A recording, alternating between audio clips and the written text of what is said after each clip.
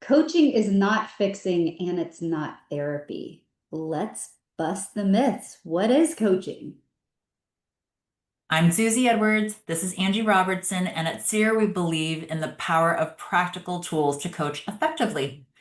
So let's dig in. So, Susie, when I first hired a coach, Yeah, I really wanted that coach to figure out all my problems and tell me exactly what to do.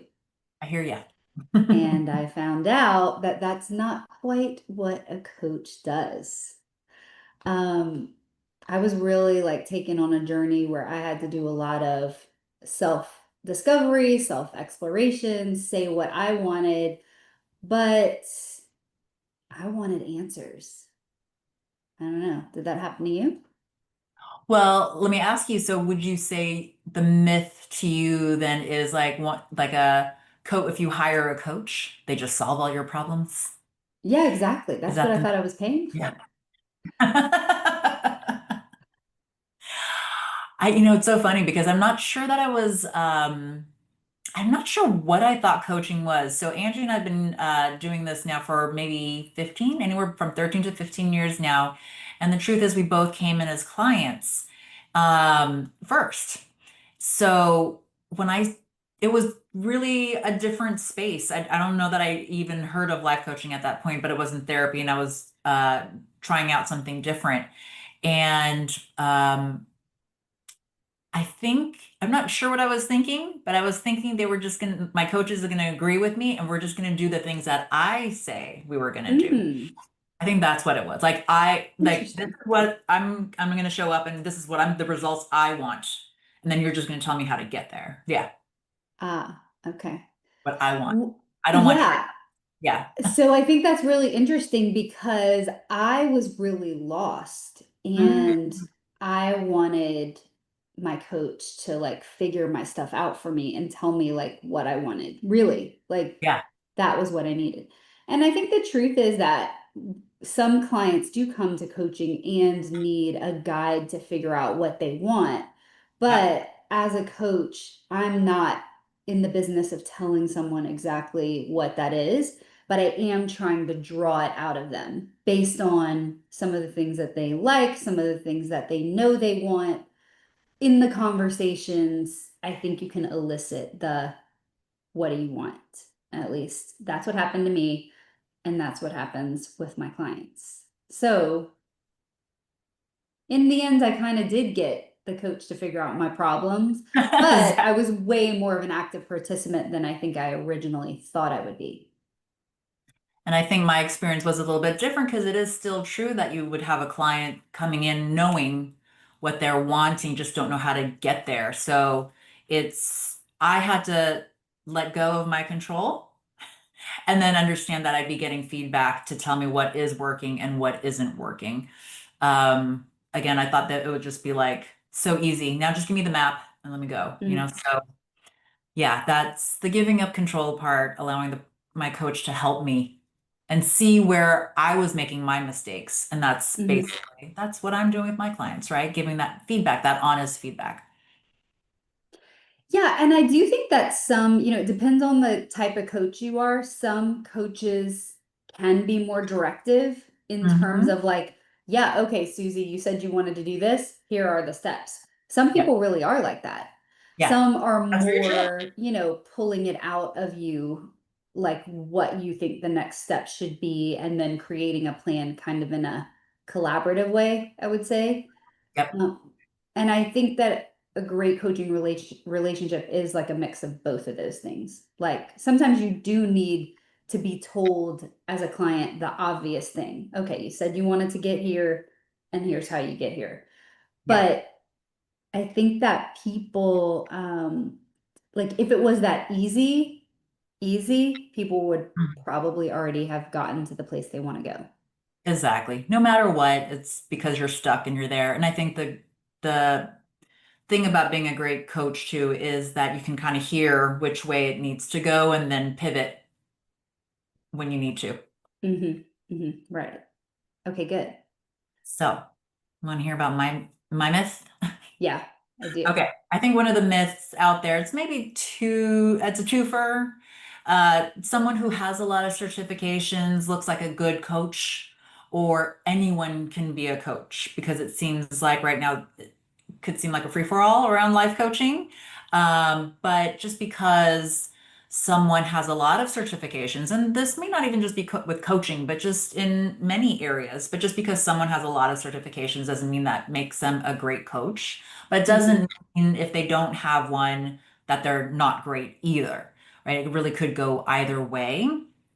And truth be told, right now, this field doesn't have a one standard way of coaching. Like there are a couple of like ICFs, that stands for International Coaching Federation. There are some governing boards out there, but there isn't one. And so, you could get some certifications, but that doesn't necessarily mean you have great coaching skills.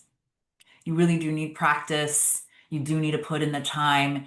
And the truth is, maybe someone who doesn't have the certificate has been putting in that time. So, is that a Yeah. twofer? Yeah. Yeah. So sometimes I think that people's own life experiences and what they've done and sort of what they bring to the table in terms of like real world know-how can make them a great coach. The kind of I've been there, done that makes a great coach. And sometimes you need a certificate to maybe even give you the confidence to go out and coach people. But I think, like you're saying, just because you have all that training doesn't actually mean that you are, a good coach right out of the gate. I know that was true for us. We practiced a lot and refined our skill over time. Um, and that's how we You got to be who we are. exactly. And we're not saying you need to go get a certificate or you don't need a certificate. It's just that don't think just because someone has one, that doesn't make them an expert in what they're coaching you on. Yeah. I Yeah. mean, we could go into what makes a great coach, and we actually do in another video. Mhm. Um, but we'll just leave it at that. That certificates, good, not necessary, and definitely not the gold star guarantee. Exactly. So then, Angie, what would you say coaching is? So I think from a broad perspective, and when I get asked this question, like, what do you do? For me, coaching is a relationship that you establish with someone that you're helping, where you take them through what I like to call a client arc. We Mhm. usually start with what goal or thing do they want to accomplish. We figure out the roadmap, and then we bust roadblocks and different kind of problems that they encounter all along the way. That's the Mhm. client arc. And you use Yeah. different tools and different techniques like as you encounter different things along that arc.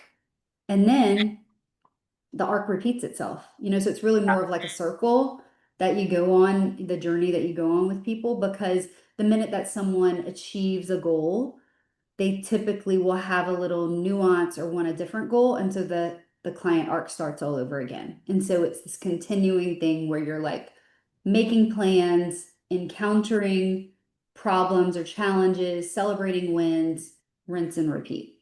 That's what it is Yep. for me. What about you? What would you I would say say? similar, and just really to add on that, and I know this is something that you like to say too, some version of this. It really is a collaborative effort where we as the coach might see your potential and want your potential maybe more than you, because we're going to cheer you on, we're going to push you to get to where you want to be and make sure that you're really clear that that is your goal. We have you're our clients, or with our clients, we are your cheerleaders. That's really what I can say. We're just really rooting for you, and that's just how I feel when I'm with my clients, right? So, but the truth is, getting to their truths is much more important to me, and having them like go through that journey and that process with them holding their hands. That's what I feel like a coach is. Well, and then I think if I go back to my myth that I brought up where I wanted someone to solve my problem, I mean, the truth Mhm. was that I had this person there helping me figure things out and Yeah, going on this, journey of the process with me, yeah, and serving the role that you were describing, which is like the biggest cheerleader, but also really like questioning and helping me see different perspectives. yep, That in at the end of the day, like that person did help me solve problems because of that. yeah. But it was more collaborative than I think I initially wanted or expected.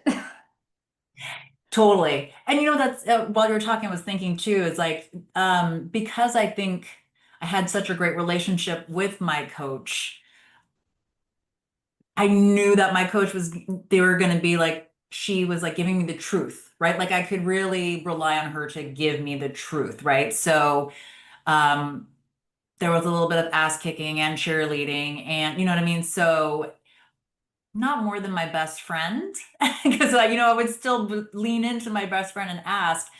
But I think that space came more from love, where with my coach, it was like, no, we're gonna really parse this out and figure out what's getting wrong. And that's who I go to really get shit done.